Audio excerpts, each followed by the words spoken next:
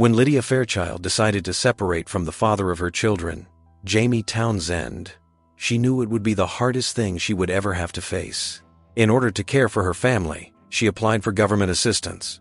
She didn't know it yet, but that would be the moment that her life would take a swift and brutal turn. That government application would challenge everything she thought she knew about herself and her children, and it wasn't going to be easy. In order to receive government assistance, Lydia and Jaime needed to take DNA tests in order to prove the children were, indeed, theirs. Fearing nothing, Lydia accepted the terms and sent the government lab her DNA sample. A few days later, Lydia and Jaime were ordered to go to a government office and were subjected to a deluge of harsh, mandatory questions. The government agent who Lydia and Jaime met with got straight to the point. "Ms. Fairchild, who is the biological mother of the 2 children currently living in your home?" Lydia was shocked by the question. "What do you mean? I am their biological mother." "Ms. Fairchild, I will not ask you again," the agent repeated curtly. Lydia Fairchild noticed that her hands started to shake as thoughts of her children's safety raced through her head. Tears started to run down Lydia's face and stain her blouse. She could not understand what she was hearing. She knew she was the mother of her children. She carried them for 9 months. She gave birth to them. What could the agent possibly mean by this question? How can they not be her own? Could there possibly have been a mix-up at the hospital? Her head filled with questions she had no way to answer. Sadly, this was just the beginning of her ordeal. "What about Jaime, my ex-boyfriend? Isn't he the father of my babies?" she asked the agent tearfully. "Yes, Jaime Townsend is indeed the father of the children in question," he replied. "Then how can it be? We were together for years," she insisted. The agent looked at her coldly. After a few moments, he said, "Let's run some more tests." Lydia and Jaime agreed to a series of DNA tests that all led to the same conclusion. Jaime was the father, but Lydia was not the mother. Newspapers and local news channels got word of the story and began to report about it. People were angry at Lydia, blaming her and Jaime for stealing and using the children in an attempt to receive monetary assistance from the government. Lydia's face was all over the internet, and she didn't know how to handle it all. She thought she was on the brink of going crazy. And during this whirlwind, she discovered she was pregnant with baby number 3. "Please check me again. I'm pregnant and carrying Jaime's baby for the 3rd time. Take your tests. Prove that I'm the mother," she pleaded with the government agent. As her world was turning into a living hell, Lydia knew she needed to fight for her children if she wanted to survive. A special DNA test was run on a sample of her unborn baby's DNA. The results came back and again showed the same unbelievable result. Jaime was the father, but she, again, was somehow not the mother. How could that be? There must be something wrong with your tests. This baby is still inside me. How can it not be mine? She shouted at the government investigators. Lydia was living a mother's worst nightmare. At that moment, Lydia felt like she could not breathe. The newspaper started to spin her story as a crime, blaming her for kidnapping Jaime's children and trying to manipulate the government. Lydia realized this was getting out of hand. She felt helpless and unable to prove to the world the truth she knew deep down. She needed professional help, so she decided to hire a lawyer. Months passed, and it was time for Lydia to give birth to her 3rd child. The delivery room was filled with policemen, various doctors, and a special team that was ready to take a DNA sample the moment Lydia's baby was born. Before she was even allowed to see her newborn, the doctors took him away for a DNA sample. Lydia could not hide her tears. The DNA test came back negative. It showed that Lydia was not the baby's mother. Now everybody knew something was wrong here. The story did not add up. But was Lydia somehow to blame? Did she and Jaime harvest eggs from another woman and perform an illegal insemination? Or was it something else entirely? Fear started to take hold of Lydia. What would become of their children? What would happen if the government decided to take them from her? Would she ever be allowed to see them again? Lydia stopped eating and began closing herself off to others. She did not know how to handle this bizarre turn of events that just took hold of her life.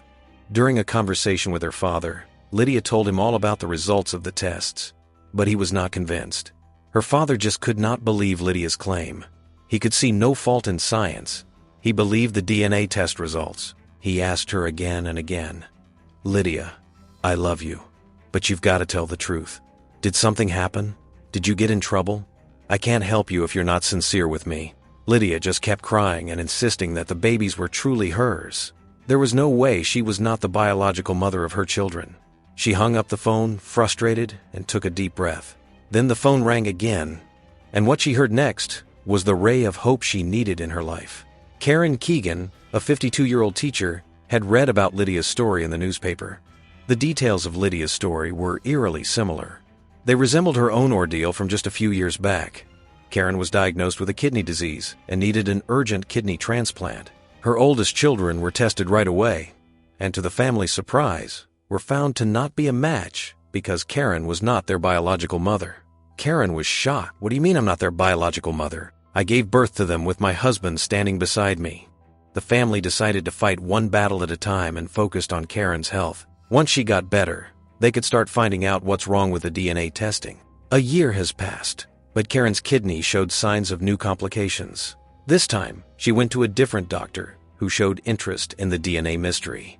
After a conversation with the doctor, Karen decided to hire a scientific investigator to get to the bottom of the DNA anomaly.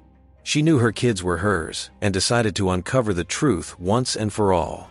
After the investigation reached a dead end, the investigator Karen hired reached out to his colleagues. They provided him with some unconventional theories.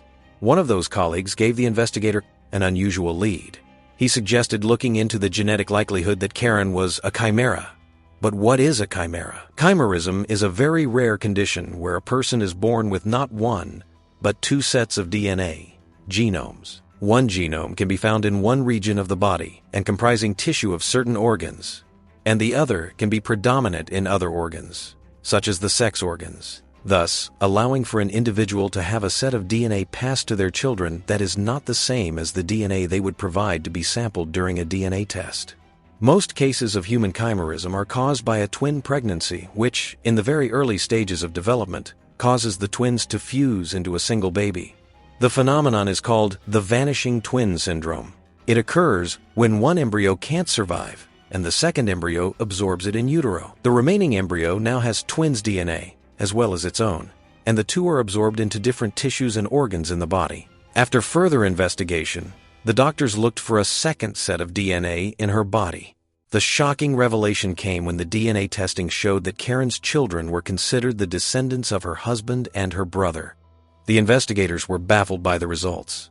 How could her children have the DNA of Karen's brother? That was the question that ultimately led to Karen's official chimera diagnosis. The family was naturally amazed by this revelation and decided to keep researching the phenomenon, believing it would help other undiagnosed people who are considered chimera. Lydia's phone rang in her kitchen. On the other side was her lawyer, calling to let her know he heard of a similar case that was just discovered in Boston. The mother's name was Karen Keegan, and she went through the same ordeal as Lydia. The news of Karen's diagnosis left Lydia speechless. Is this the answer to it all? She asked herself. Would this diagnosis finally put to rest those terrible suspicions? She could only hope. Feeling a little bit optimistic, Lydia started to see the light at the end of the tunnel. But the ride wasn't over yet. The first trial Lydia had to go through was a blood test. The researchers looked at Lydia's red blood cells to see if her blood contains a chimera, population of red cells. Sadly, the test result did not find chimera signs in Lydia's blood. However, the researchers had been down this road before, and they knew they had to keep looking. The second test included tissue samples from Lydia's hair, skin, and internal organs. The testing process was time-consuming and far from over.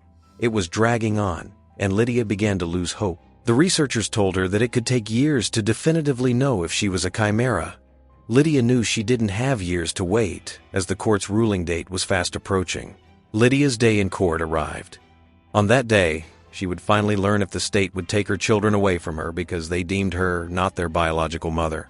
Lydia's body felt tense. Her palms were sweaty, and her head was filled with nightmare scenarios she could find her family in if the court ruled against her. Lydia's lawyer entered the courtroom with a stack of newly printed papers. Lydia asked him about them, and he simply answered, "This is your proof." Lydia's eyes quickly filled with tears. The stack of papers Lydia's lawyer brought with him to court contained the most up-to-date tests the researchers had performed on Lydia's DNA samples. The result was conclusive. Lydia's children shared DNA with her mother. their grandmother. That meant that the chimera diagnosis made Lydia's DNA the only missing link in connecting her biological children to their mother. Having shared DNA of Lydia's family member and their biological dad clearly proved Lydia to be both their biological mother and a chimera. Lydia's smile shined brightly for the first time in a year, and she looked at her kids lovingly with tears in her eyes. This was the moment she'd been waiting for. For so long, the official proof that she was their mother. In the final ruling, the judge admitted to Lydia that they indeed made a mistake, one they could never take back. But now, she could finally take her kids home and be assured that the nightmare was finally over.